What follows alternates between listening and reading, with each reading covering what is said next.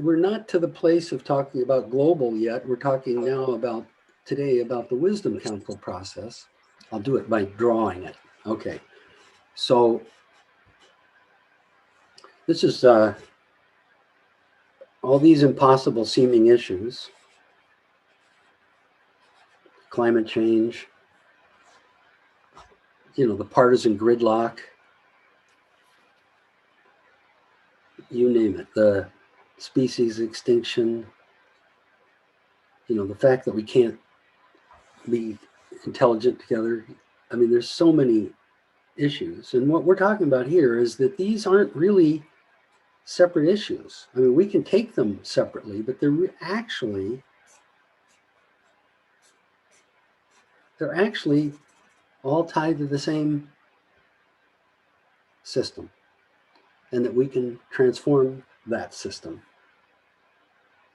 And we've been talking about this being the triangle, the box, and the circle, that we made the transition from the triangle, from the king to independent, where people kind of surfaced. They stopped being dependent on the king, and they moved into capitalism on one hand, and economics, and constitutional republic. We call it democracy, but it's not. Actual democracy would be the next shift, and that's the shift we're talking about here. And how do we, and how we can make that shift. The key ingredient to that is choice creating, is our ability to reliably evoke that spirit where we're all working together, facing these big impossible seeming issues and coming up with real answers that we're all supporting. And so we're not quite to that level of talking about society yet. That's next time. But we're at the level of talking about what is this, the nature of this beast, this wisdom council process, that how do we do dynamic facilitation for a large system of people, for a nation, whatever. And so what we do in the wisdom council process is we take one of those issues, and I don't know, most people, when they think of solutions to that issue, they think of top-down types things. We got to get to our legislators, and we got to make sure that they, enact legislation to protect voting rights, for instance, or bottom up. We've got to somehow get all the people involved. We've got to form a new political party. We've got to start a food co-op in our area, and everybody else will have food co-ops or land trusts or whatever. The whole bottom-up, top-down thing, I'm saying, is part of the old system. It's really part of the box system, that no matter what they do, which is great stuff. And it's not, I don't want to say put it down or anything, but we have to definitely do that. But we are facilitating. We're saying there's a third option. There's a third possibility where we facilitate. And we generate self-organizing change. And this self-organizing change is that the system, well, it's really called democracy. It's where, like, we're the people in charge, really in charge. It's not like they get to supplicate to the elected leaders. It's like, no, it's like we the people forms, and we are in charge. So, okay, there's a set of actions to do that. I'm saying there's a set of actions that can facilitate this new system, etc. But actually what it facilitates, and you remember the monster wish about how could all of us be in one conversation where we're all visiting together, trying to figure out what's best for everybody, and we're solving problems, and we start to like each other, we start to appreciate diversity, we achieve breakthroughs on impossible seeming problems, and we just the fact that we're there. Well, let me write some of those down. We in this set of actions, one of the actions is to take one issue, take an issue, like this one here, whatever that might be. Could be climate change. And we work on it in choice creating. And we come up with shared answers. And I'm going to give you the action plan later, actually. But basically, we're DFing a small group, a random group of people, and they are coming to new conclusions. And they are becoming a team, and they're liking one another. And I'll just say right now that this is resonant.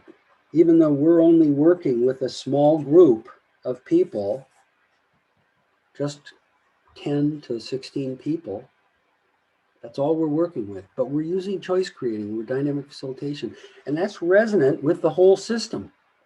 So that anybody who is hearing, like when this group presents its unanimous view, and it's saying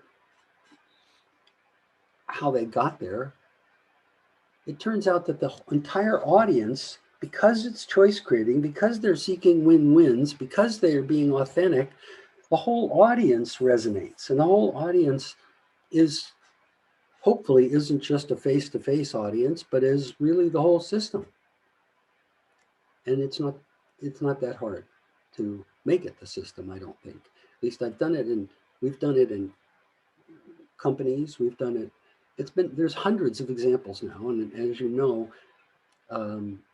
Austria and Germany are experimenting with it, and Santa Cruz is experimenting, and we've done lots of experiments, and we know it works. So the secret here is that this action plan is a way to facilitate the new conversation, the we the people conversation. And what it really means is it's an ongoing, whole system, choice-creating conversation. And I've drawn a picture before. It looks like this, where we're in the box, but we just take a little moment and we come out and we think in the spirit of choice creating. And then this becomes the new system. We begin to realize this is real life, and this box, we can change the box. Now there's a we the people that can actually change the box, can change the rules, can change. We're not stuck. In the United States, we have a constitution that was written 230 years ago, and everybody says, oh, we're stuck. We can't do anything. We can't go outside of that. And there's no way to change the Constitution. So we're just kind of stuck on a motorboat that's going off the face of the planet. I mean, it's not going to work. At some point, there has to be collective thinking. And the quality of that collective thinking that we need is choice creating, is all of us being authentic, trying to figure out what's best for everybody, and coming to unity. So I've got a lot of colors here. I could maybe change colors. So anyway, and I didn't mean to get into all this, but I think it's a good thing. So anyway, from this we the people conversation, now the benefits are immense. First, we get breakthroughs on the issue. Whatever issue we take, like climate change, and we think about it this way, there will be a shared understanding and a shared conclusion about that issue. In the small group, And then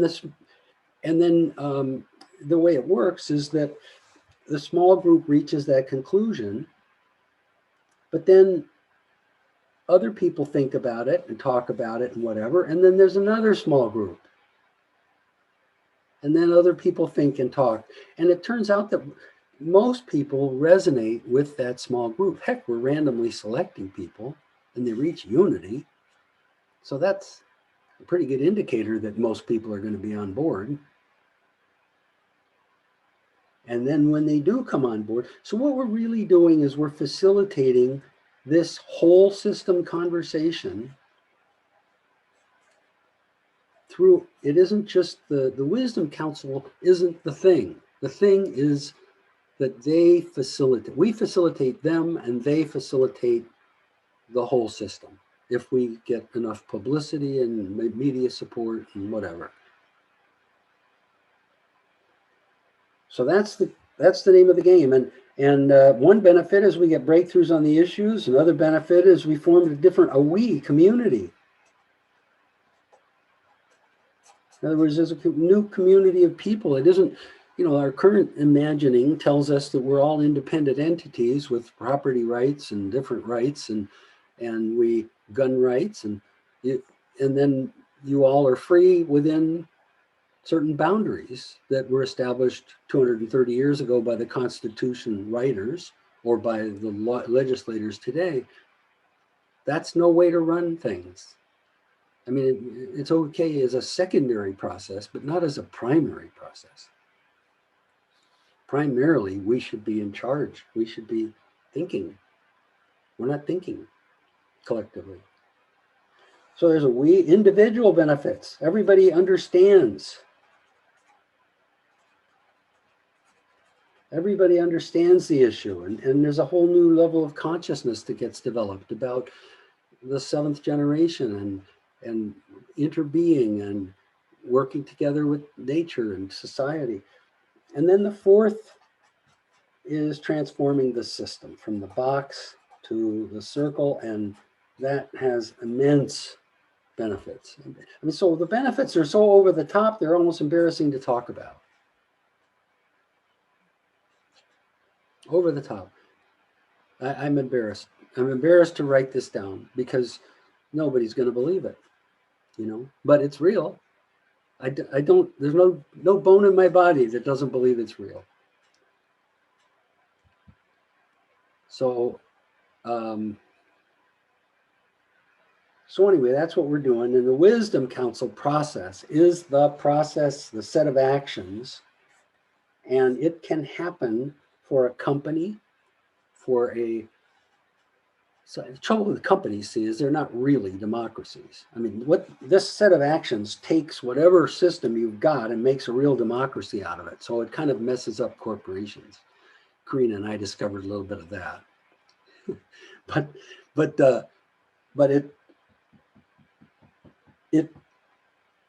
we can do it for our local community. Here in Port Townsend, which we've done experiments, but we haven't. And or Santa Cruz really looks like it's going to move in that direction. Or this city of Washington, D.C., or right now dealing with racism in I don't know, just the different cities. It can be done at the city level. It's just not that hard. All right, so, oh, good, I see a hand. Thank you, Nancy. Yeah, I guess my question is how to get it in our bones. Yeah. Nancy, I would say I have it in my bones. And one of the things that lit up when you said that is that we've been in calls with various people in Austria who are the facilitators at the state level where it's a constitutional amendment. And one of those senior people I remember her saying, and I'll never forget it, at the moment they do it twice a year, sponsored by the state, and more if a citizen submits 1,000 signatures.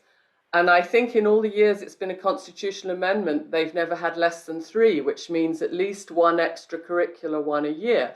So, and what she said is, honestly, we could be doing this every 2 weeks. There's so many gnarly, confounding ongoing, seemingly impossible things that once you do this random select from the voter rolls, dynamically facilitate them for 1.5 days, have them turn out and share their resonance and have that ripple into the community, then do it again, then do it again. You're always elevating everybody's level of intelligence and conversation and engagement and understanding. And so many people that thought they had nothing to contribute or no ability to be in that conversation. So I'd say that piece.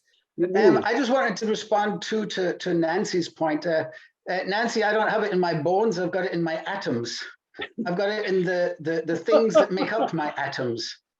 And how you do that, I think it's really an understanding that it's fundamentally a different way of thinking, but I don't even like to use the word thinking. It's a different way of being. I think we live in our brains, and we have done for hundreds of years.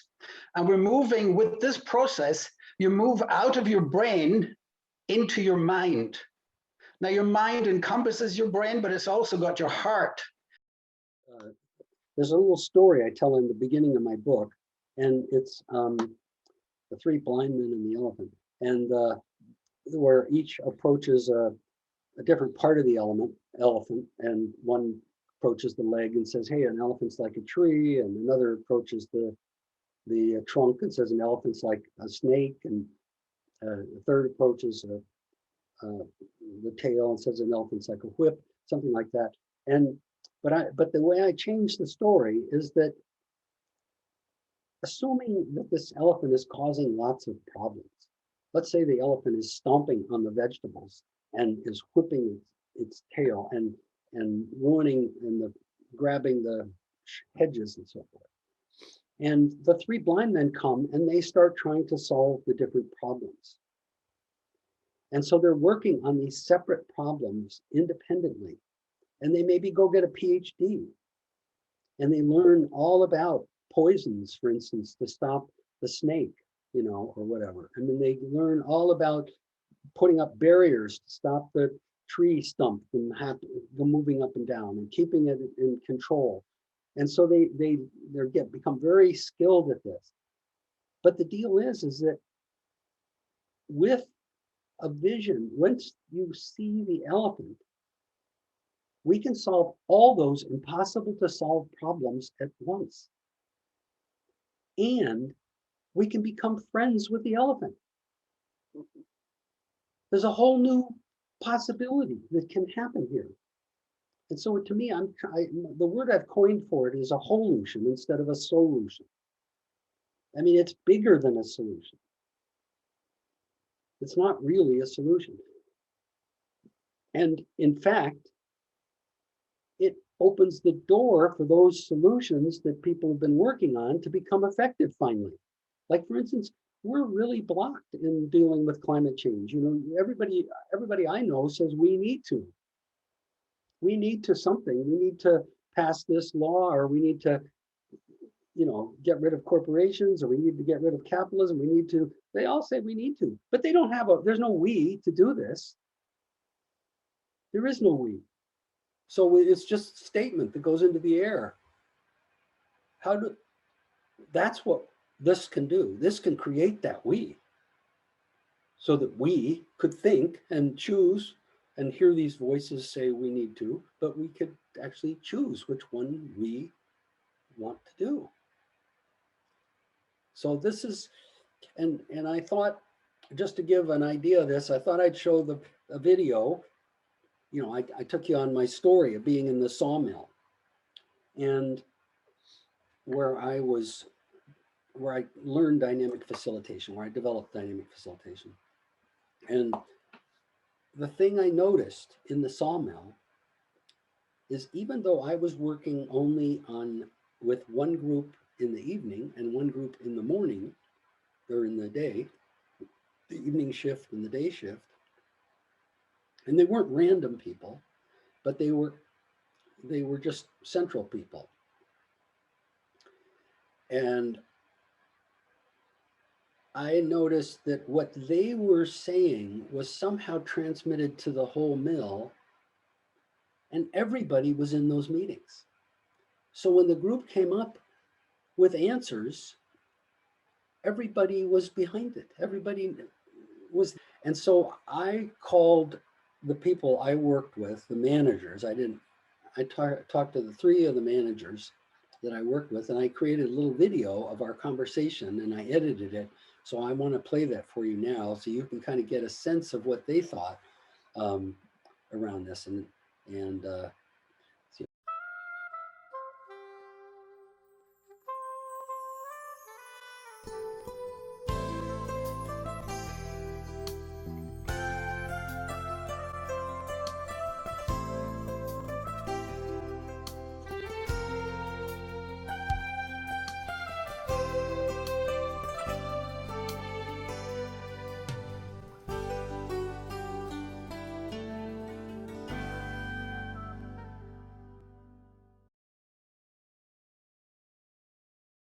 Remember, the thing that really grabbed me was people were transforming. You know, we had a day shift group, and we had a night shift group, and not only those people in those groups were transforming, but the people all around, you know, in other areas, even in the planer and whatever, they were different. It always stayed with me. My God, here I am just working with this one little group, and yet it's affecting 300 and some people in a mill. The other thing I remember from you guys, and I remember a lot, but is the amount of support I got. Because I would run up to your office, Stan, and Tom, you would usually run over there after the shift, and we would stand there, and I would start telling you stories about what I saw. And half the time you would break out in song, singing America the Beautiful. I remember that, yeah. Were you singing, Tom? No, I don't think so. Tell me you sing. Well, he was giving us a speech where it started, yeah, right, yeah. But I think the biggest friction was with the union. I mean, we were messing with their place in the organization. Yes, yes. In the end, they came around and became supporters. Yeah. That changed for the good. That changed for the good. Is that like we had, I forget, we had some problem on the Barker, and we had $1 million fix we were going to implement out there. We had it all engineered and stuff. And then we had one of those groups together, and for $65 or something like that, they fixed it. Yeah. I remember that. So, yeah. But it was because they wanted to fix it. You know, they knew how to do it. Right. You know, the one thing, there's a couple things that highlights that I remember. Go ahead, When I Tom. first started, particularly before Stan came, I spent, I don't know, 2 to 3 days a week at the negotiating table with petty grievances, right? Yep. I mean, it was just one day after another day. And then at the end of that duration, we were hardly at the negotiating table. Yeah. Zero. That was one of the biggest, and I tell that story all the time. Huh. You know, and you can point to little incidences here and there, but the perspective was the tide had changed and people were really working together and trying to solve it. So that was the real culture change. That's right. I mean, that was a militant union, and you're right. We were 2 to 3 days a week doing union business. That's right. It was very expensive. Yeah.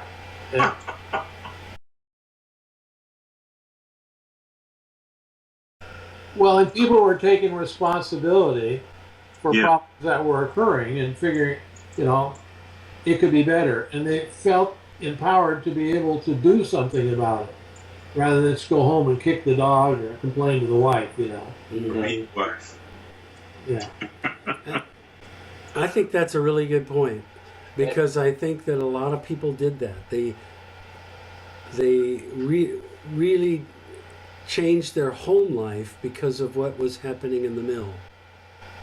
I think so. Well, it changed it. It changed Cornell forever, and I suspect it still is changing. All right, you guys. All Thanks right. again. It's been great. Good. I It's really been enjoyed fun. it. Thank Yeah. you. Yes. Okay.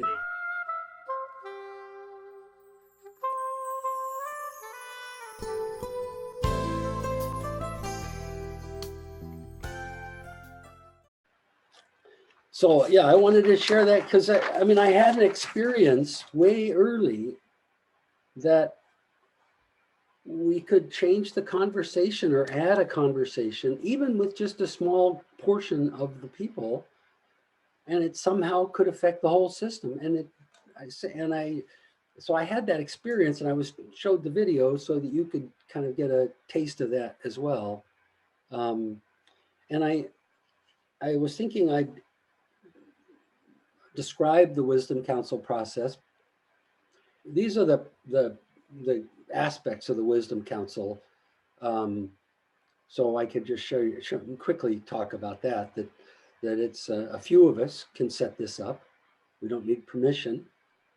We randomly select people, so we get a microcosm. We bring them together face to face, and they address a monster issue, which one of these issues that we usually hold in denial. So we get beyond denial. And then we use dynamic facilitation, which assures choice creating. And that means that the group is they're making progress by being creative rather than through decision making of judgments and weighing. And then they reach unity. And that's the only that's the only result for a choice creating meeting is unity. And they present then that result in a community meeting. And you want that community meeting to be absolutely everybody if you could, but all right, we can do face-to-face with a selection of people, and then we can have them, we can share the story through video and on the web and so forth. There's a way to have a whole system conversation, and that's the next piece. We help people to pay attention and just talk about it, and then they're in the conversation. And we've arranged some way for the community to respond. Basically, sometimes in a group, we just say, what are you thinking? You know, let's have a report out. To what level are you thinking in resonance with this group? And I try not to use the word agree or disagree. And then this process is ongoing. So you have a different wisdom council every few months, or every month, or every 2 weeks, as Karina says. And it becomes all inclusive. The idea is that we want in time, this is a symbol of everyone. So if you randomly select just a few people, 12 people from all over the world, from the global population, and bring them together and take their picture, they are a symbol of everyone. They are a symbol. We can create a global symbol just by the random selection. If we put effort into making it as random, we just put as much effort as we can do that. And then, if people identify with that symbol, as they talk and they realize, yeah, or no, or whatever, if they start referring to it, then we've created a symbol that is an entity. It's a we the people. It becomes the whole system unity evolves. And the thing that I want to emphasize, because people worry about all the risk. I mean, yeah, it feels risky because we really are changing the system. But there is no identifiable risk in the sense that we randomly select people, we bring them together, they give a speech, they go away. Tell me again where the problem is. You know, they're not in charge. We don't overtake capitalism directly. But clearly, as we get talking and as we realize our own power, we will be in a different system. Just the fact that we're talking in this way and creating shared vision and so forth. Jim, Johanna had a question about, yeah, you see that? I don't see it. Yeah, okay. How did you discover that choice creating comes to unity? a group comes to unity using choice creating? How did you discover that? Geez, that's a great question. Well, it just, there's a model. It took me a long time to realize I was teaching creative thinking, and I was facilitating with an orientation to creative thinking. And what that really meant was that you create lots of choices, and then you would have some kind of conversation about which one to choose. So you'd use decision making afterwards, judgment. So there'd be a diverge, converge of creativity, then judgment. Well, in the judgment, you don't reach unity, really, necessarily. You might vote. But I began to realize that when I was facilitating this way, we didn't really want to get to the place of judging. Didn't ever want to get there. We would get as far as the place where everybody kind of knows what to do, and then we try and remember to write up what we did, what we came up with. I mean, that was the best result. We didn't want to stop and then say, okay, now we're going to be judging. Like in brainstorming, you traditionally brainstorm lots of ideas and then you judge. Well, what I was realizing is that when we think in this heartfelt creative way, not just off the head like brainstorming, but in a heartfelt way, we would come up with answers that everybody was in favor of, but we never did the judgment. Just never did it. We didn't go through that part of our brain where we're doing judgment. And so and then I began to just realize that that's the only possible result if we're in that space. That otherwise you're shifting to another space of, okay, now it's time to judge kind of thing. Thank you for that question. Okay, I'm going to go give you the next. Okay, this is Manfred.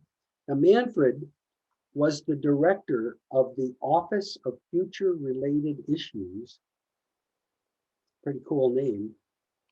And in the state of Vorarlberg, which is kind of like the California of Austria. It's way in the west, and it borders on the Lake Constance. And I'm so excited about Wisdom Councils that I have to tell you a little bit about it. The Wisdom Council is not made up by dozens of people, but just by a small group of 12 to 16 people. And as you may have realized, we love to work with the principle of random selection. So we are not interested in the usual suspects that always show up and always raise the hand if you ask for people. We know from many studies that a big portion of the citizens would be willing to engage, but they are waiting to be asked. And you cannot invite them with a brochure or with a poster, but you have to contact them directly. And so we send out letters and invite them personally to a Wisdom Council. So you cannot offer yourself, but you are chosen to be part of a Wisdom Council. It's like a lottery you win. So the second big difference to the citizens jury is that it's not 4 days, but only 1.5. A Friday afternoon and a Saturday. That's much easier for most of the people to attend. And then there are two different versions. Version one is the traditional Wisdom Council, where the participants themselves decide what they want to talk about. So no, it's not given as given subject, but the citizens themselves say, these are the important issues we want to say something about.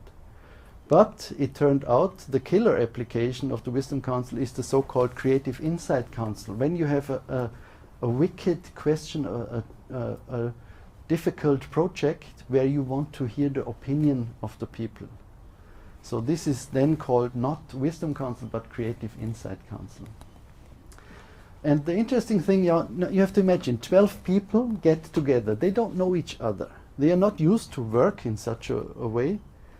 But within 1.5 days, they have the task to come to a unanimous statement they all agree upon. It's not about a majority. Each participant has to stand behind this statement.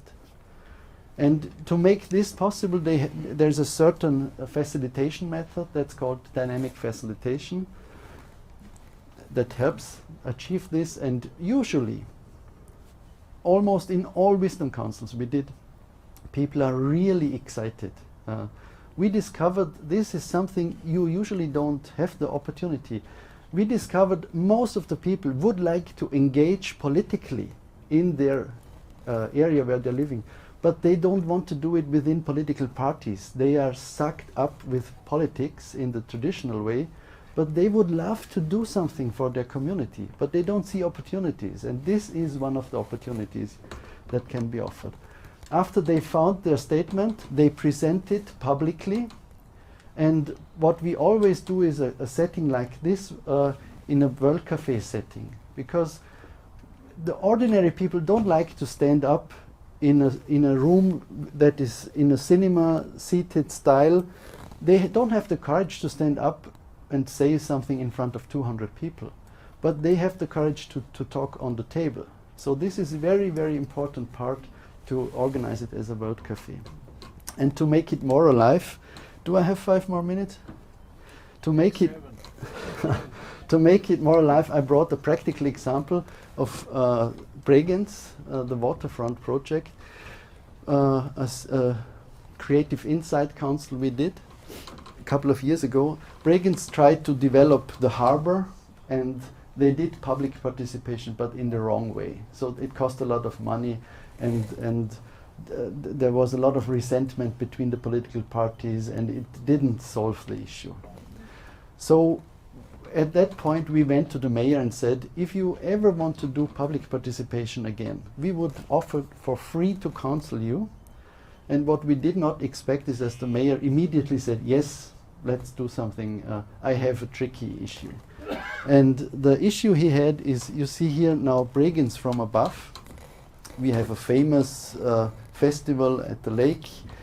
Here is the center of town. Here you see the train station. And if you look closer, you see that here the most precious, the most costly area in Bregenz is a parking lot since 30 years, because the politics could not decide what to do with this precious area. So they did nothing. And in the meantime, a group of investors came and said they want to make a new area. They want to develop this area. It's a 100 million euro project, and you can imagine that the mayor was concerned how to do it in a good way, so that it's commonly agreed in town what's happening there. So we suggested to do a creative insight council. The planners were not really excited about that idea. At that time, they already worked for 2 years on a master plan, and fortunately the master plan was not yet decided upon. So it took the citizens 30 minutes to look at the plans and to discover what was wrong. And here you see the blue area is the area that will be developed. And if you look closer, you see that Bregenz, the biggest asset of Bregenz is that it's on a lake. But it's divided from the lake by the train and by the street. So what the citizens said is, this is the chance of a century to reconnect the town with the lake. And if you do this not now, what do you want to do it? And so we need a better connection to the lake. And the planner said, oh, what do you think? We considered this, and we are planning an underpath. And the citizens said, we are not interested in an underpath. What we want is something like Spanish stairs, something that is attractive, that's on the sunny side, where you can, in the evening, take a rest, you can sit there, see the sunset, you can carry the children car or the bicycle upon it, and And they were so excited about their idea that they didn't go home when the Wisdom Council was over. What they did is they gathered and they started to build models.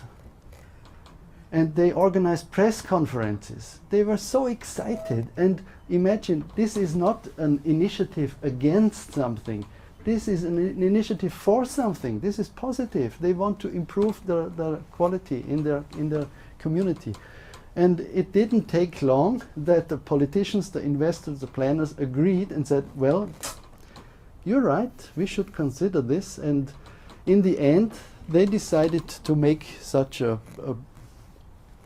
Spanish stairs in Bregenz, and hopefully next year they will be built. Actually, they should have started this year, but it's complicated with financing at the moment, so it's delayed a bit, but next year it should be built. And what we can learn out of this experience is that citizens are not substitutes for architects or planners or experts, but citizens have a very important knowledge that is not utilized yet. They are considered as an obstacle, as a disturbance, but actually they are a resource that should be used for the benefit of the whole community.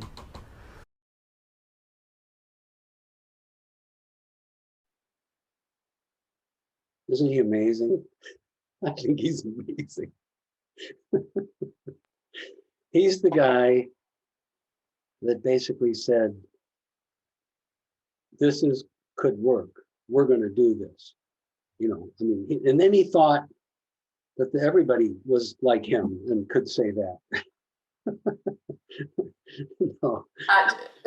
Jim, can I say there's two things he said that I really loved. One, he said that show me a model which yields such results. In 10 years, I have not found it. And the other thing he said was, this model is like a cuckoo's egg in the nest of governance. The powers that be do not realize that it will change everything.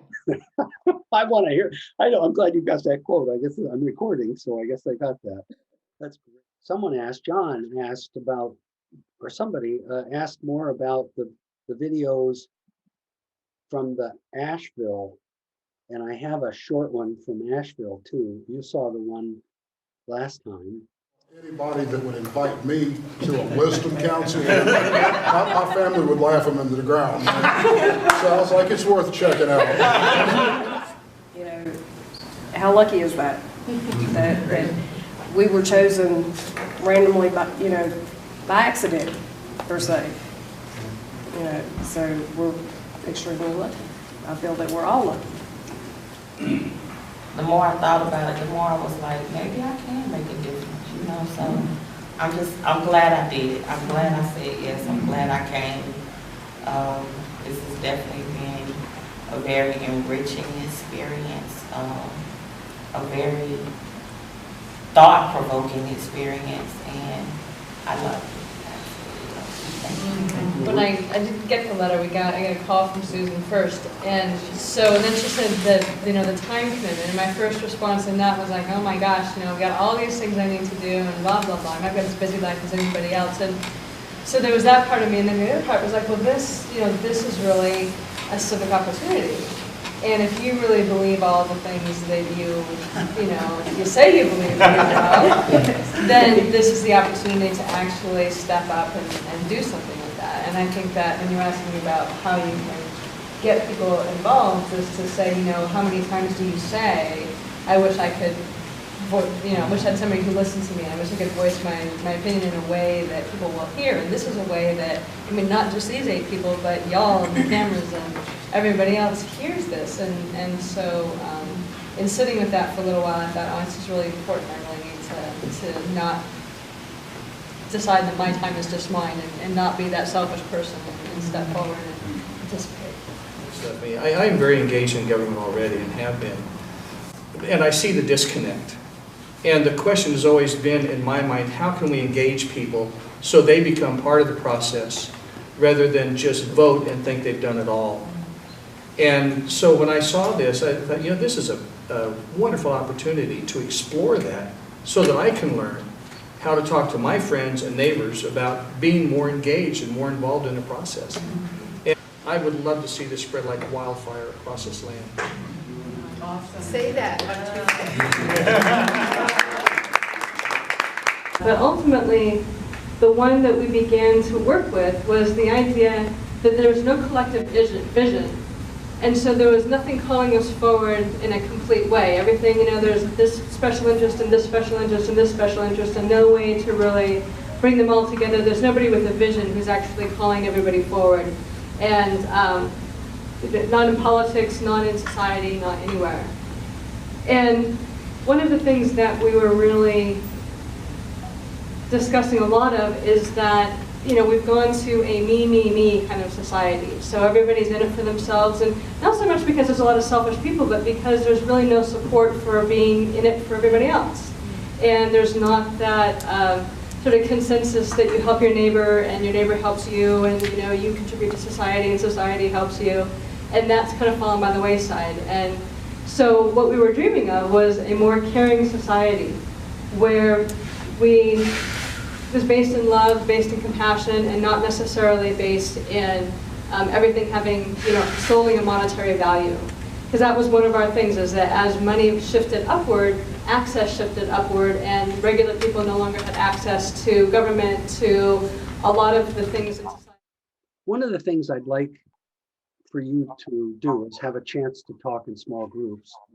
And the question I wanted to do is, to what extent is this Wisdom Council process different from the many other processes that are out there, like citizens deliberative councils, like where you randomly select people and they are given 5 options, and those people think about the 5 options and then they vote, and then they talk to elected officials.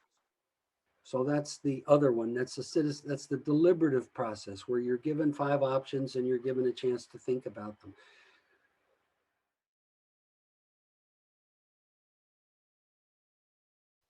My mind immediately goes to, okay, get the highest people in government and do it with them.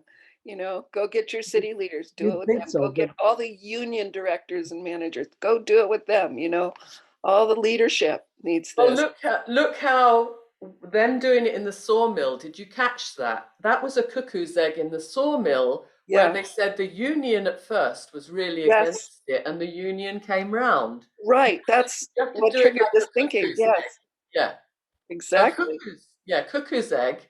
But see, the thing, what you just said, that was a great example, Karina, that if we were to do it with the management in the mill, and if we were to do it with the union in the mill, management, the leaders, probably wouldn't. I mean, they're still fighting. That's their role, fighting.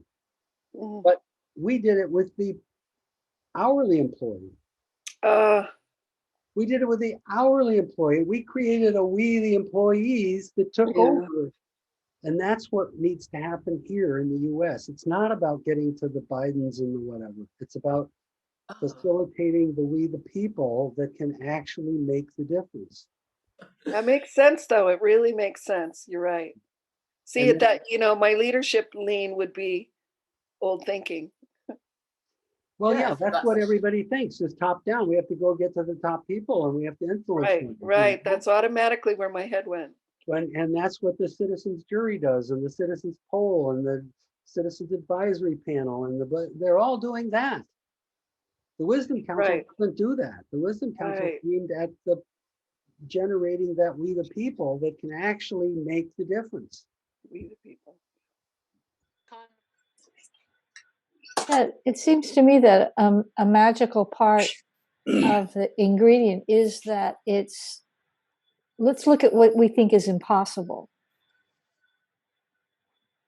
That we care about. That we care about. That we care about, but that we think is impossible. Yeah. And also it seemed like the thing that came up in our group was having a random group, randomly selected instead of self-selected, kind of, it seems like it's a really important ingredient. It disperses the some of the power dynamics that might exist in a self-selected group. Yes, you get to be yourself. In other words, you might be a lobbyist in Congress, but we've randomly selected you. Now you're an actual person, you know, and you just speak for yourself. And you're not on TV, although we probably have cameras there, but whatever, we keep that secret or private so that you can just be yourself and talk honestly and not suffer any consequences for it. And when people can be honest, then each person is channeling some deeper intelligence. That's key. The deeper intelligence being channeled. Yes, everybody has their own unique plug-in to that, and we need everybody's voice. And the Wisdom Council, when it speaks with unity, and anybody else out there, when they start talking, they talk in the same tone or a similar tone. You know, they're close to choice creating, maybe not entirely, but we're affecting the conversation of the larger system as well. So we've reached the end of our time, and I like to be on time. I like to keep travel, but thank you for going along on this journey with us. So this is really fun. Thank you. Thank you. Thank you, Jim. Cheers, Jim. Thank you so much. All right, good. Thanks, Jim.